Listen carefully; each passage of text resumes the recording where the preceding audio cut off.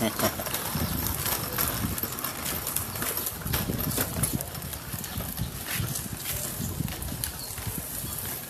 Vinh ê gần vần một với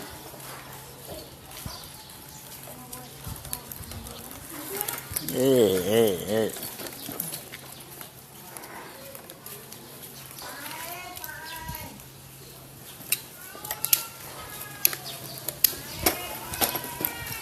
hòm lục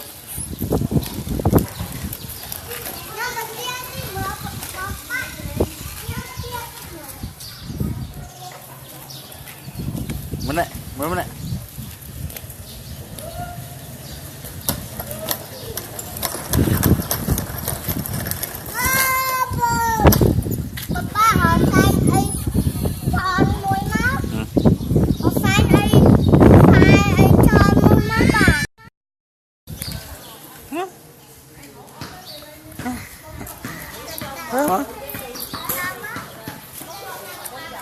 ở chi mà